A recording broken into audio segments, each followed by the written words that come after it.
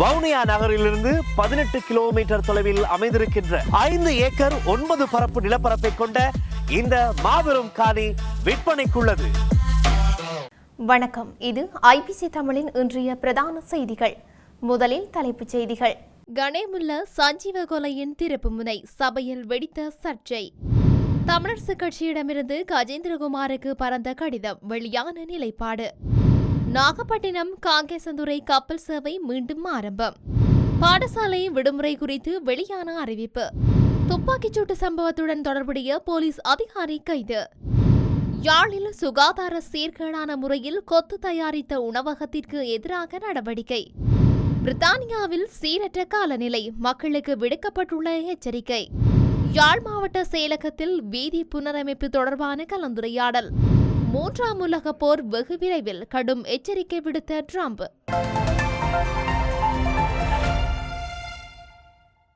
தொடர்பான விரிவான செய்திகள்.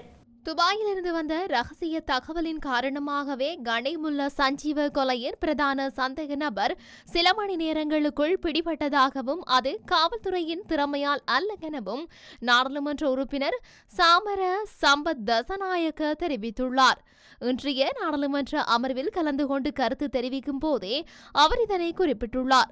அத்தோடு துப்பாக்கிச்சூடு நடத்தியவரின் படங்களை பகிர அனுமதிக்க வேண்டாம் என்றும் அவற்றில் குற்றவாளி அதிகாரிகளுடன் அன்பாக நடந்து கொள்வது போல தெரிகின்றதாகவும் நாடாளுமன்ற உறுப்பினர் கோரியுள்ளார். இதேவேளை புகைப்படங்களை வெளியிட்டு கொலையில் தொடர்புடைய துப்பாக்கிச்சூட்டை நடத்தியவரை ஒரு ஹீரோவாக மாற்றியதற்காக அதிகாரிகளுக்கு கடுமையான விமர்சனங்களையும் அவர் முன்வைத்துள்ளார். இந்த நிலையில் குறித்த விடயம் தொடர்பாக விசாரணை நடத்துமாறு நாடாளுமன்ற உறுப்பினர் சாமர சம்பத் தசாநாயக்க பொது பாதுகாப்பு அமைச்சரிடம் கேட்டுக் கொண்டுள்ளார். அதனைத் தொடர்ந்து அதற்கு பதிலளித்த பொது பாதுகாப்பு அமைச்சர் ஆனந்த விஜயபால துப்பாக்கிச்சூடு சம்பவம் தொடர்பான சில படங்கள் செயற்கை நுண்ணறிவை பயன்படுத்தி கையாளப்பட்டுள்ளதாக சுட்டிக்காட்டப்பட்டுள்ளது. மேலும் நாடாளுமன்றத்தில் இதுபோன்ற விடயங்களை முன்வைப்பதற்கு முன் உண்மைகளை சரிபார்க்குமாறு நாடாளுமன்ற உறுப்பினர்களை அவர் கேட்டுக் கொண்டுள்ளார்.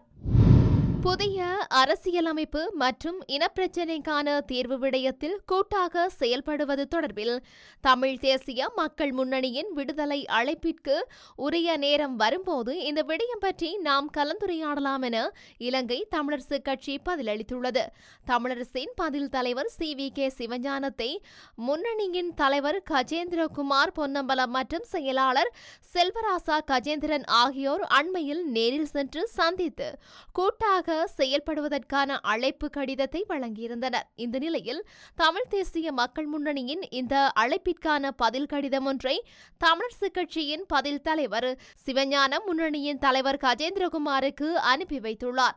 அந்த கடிதத்தில் குறிப்பிட்டுள்ளதாவது: புதிய அரசியலமைப்பு மற்றும் இனப்பிரச்சினைக்கான தீர்வு விடயத்தில் நாடாளுமன்றத்தில் கூட்டாக செயல்படுவது தொடர்பில் கலந்துரையாட விடுக்கப்பட்ட அழைப்பு கடிதம் தொடர்பில் எமது மத்திய செயற்குழுவின் 16/2/2025 கூட்டத்தில் சமர்ப்பிக்கப்பட்டு கலந்துரையாடப்பட்டது. மேலும் எமது கட்சி ஆரம்பித்த காலத்திலிருந்து வலியுறுத்தி வரும் தாயக தேசியம், தன்னாட்சி, சுயநிர்ணய உரிமை என்ற கோட்பாடு இன்னும் வலுவுள்ளதாகவே பேணப்படும் என்பதும் தெரிவிக்கப்பட்டுள்ளது. எனினும் அரசாங்கம் அதன் அரசமைப்பு உருவாக்க முன்மொழிவை துரிதமாக முன்வைக்க வேண்டுமென வலியுறுத்தி கோருவது எனவும் தீர்மானிக்கப்பட்டது. இவ்விடயம் தொடர்பில் உரிய நேரம் வரும்போது இந்த விடயம் பற்றி நாம் கலந்துரையாடலாம் என்பதையும் தெரிவித்துக் கொள்கின்றோம் என அக்கடிதத்தில் தெரிவித்துள்ளார்.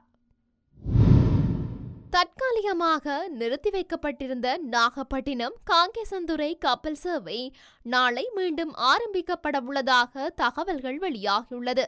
அதன்படி நாளை காலை 7:30 மணியளவில் நாகப்பட்டினத்திலிருந்து பயணத்தை ஆரம்பிக்கும் கப்பலானது காங்கேசந்துறை வந்தடைந்த பின்னர் மீண்டும் பிற்பகல் 1:30 அளவில் காங்கேசந்துறையிலிருந்து பயணத்தை ஆரம்பித்து நாகப்பட்டினத்தை சென்றடையும் என தெரிவிக்கப்படுகின்றது.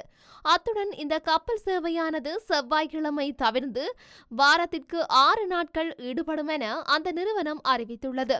சீரற்ற காலநிலை காரணமாக குறித்த கப்பல் போக்குவரத்து தற்காலிகமாக நிறுத்தி வைக்கப்பட்டிருந்தது.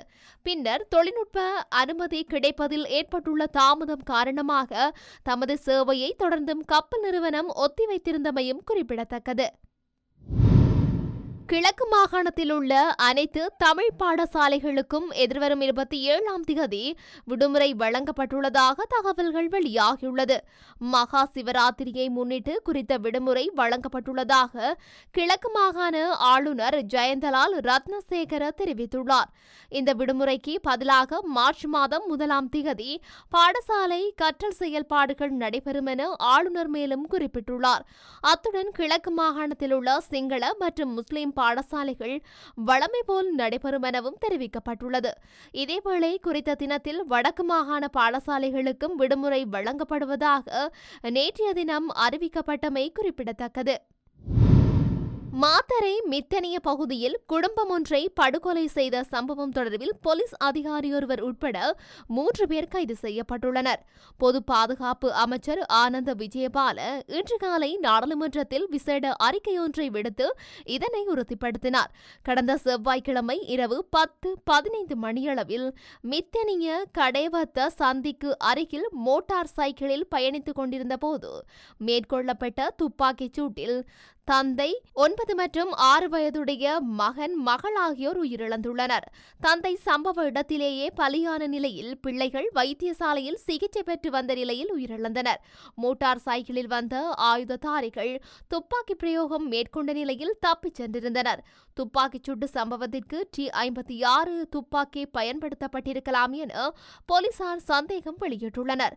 சம்பவத்தில் கொல்லப்பட்டவர் முன்னாள் ஜனாதிபதி மஹிந்த ராஜபக்ச குடும்பத்துடன் மிக நெருக்கமானவர் என்பதுடன் அவர்களுக்கான பல சட்டவிரோத செயல்பாடுகளில் ஈடுபட்டிருந்தமையும் குறிப்பிடத்தக்கது.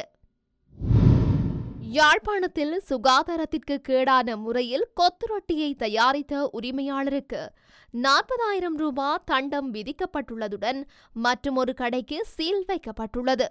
ஆனைக்கோட்டை பகுதியில் பொது சுகாதார பரிசோதகர்கள் மேற்கொண்ட சோதனை நடவடிக்கையின் போது சுகாதாரத்திற்கு கேடான முறையில் கொத்து தயாரித்த உணவக உரிமையாளருக்கும் மற்றொரு உணவகத்தில் மலசல கூடத்தினுள் மின் மோட்டாரை இயக்கி நீர் வழங்கி வந்த நபருக்கும் எதிராக மல்லாகம் நீதவான் நீதிமன்றில் வழக்கு தொடரப்பட்டுள்ளது.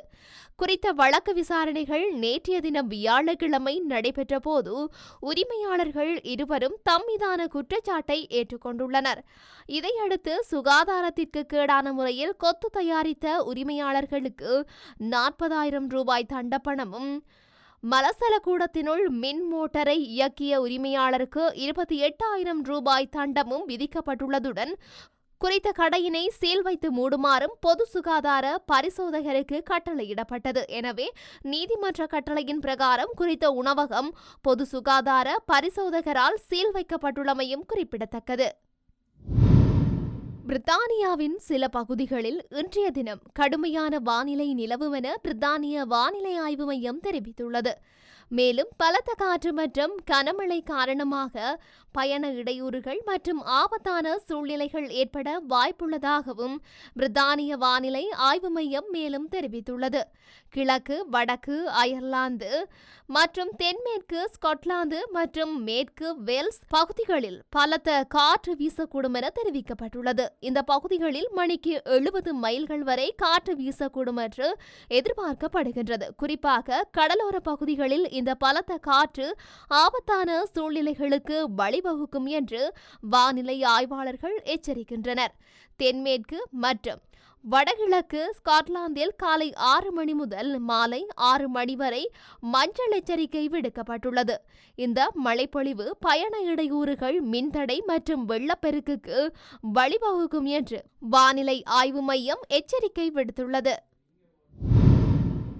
யாழ் மாவட்ட வீதி புனரமைப்பு தொடர்பான கலந்துரையாடல் ஒன்று இடம்பெற்றுள்ளது. குறித்த கலந்துரையாடலானது நேற்று யாழ் மாவட்ட அரசாங்க அதிபர் மருதலிங்கம் பிரதீபன் தலைமையில் அவரது அலுவலகத்தில் நடைபெற்றுள்ளது. இதன்போது தலைமையுரை ஆற்றிய அரசாங்க அதிபர் அரசாங்கமானது வரவு செலவு திட்டத்தினூடாக வடமாகாணத்தின் வீதிகளை புனரமைப்பதற்காக நிதி ஒதுக்கீடு செய்துள்ளதாகவும் அதற்கமைய யாழ்ப்பாண மாவட்டத்தின் வீதிகளையும் புனரமைக்க புனரமைப்பதற்கும் நிதி ஒதுக்கீடு செய்துள்ளதாகவும் குறிப்பிட்டுள்ளார். அத்தோடு மாவட்டத்தில் புனரமைக்க வேண்டிய வீதிகளின் விவரங்களை துல்லியமான முறையில் தயாரித்து உரிய அமைச்சிற்கு வழங்க வேண்டும் எனவும் அவர் கூறியுள்ளார்.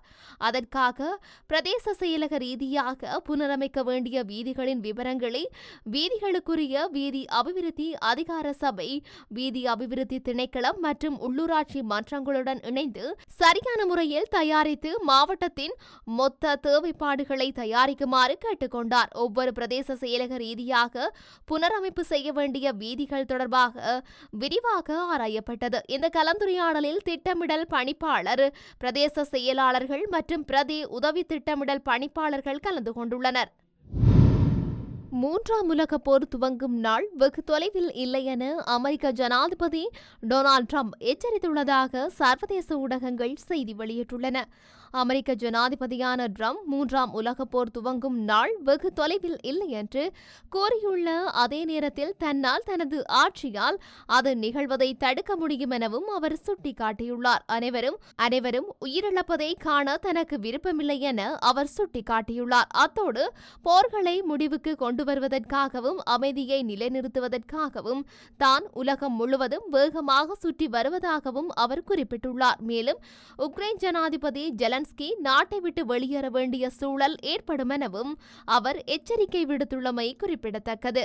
இத்துடன் இன்றைய பிரதான செய்திகள் நிறைவடைகின்றன. தொடர்ந்தும் செய்திகளை அறிந்து கொள்ள IBC தமிழ் நியூஸ் என்ற எமது யூடியூப் பக்கத்தினூடாக இணைந்திருங்கள். நன்றி.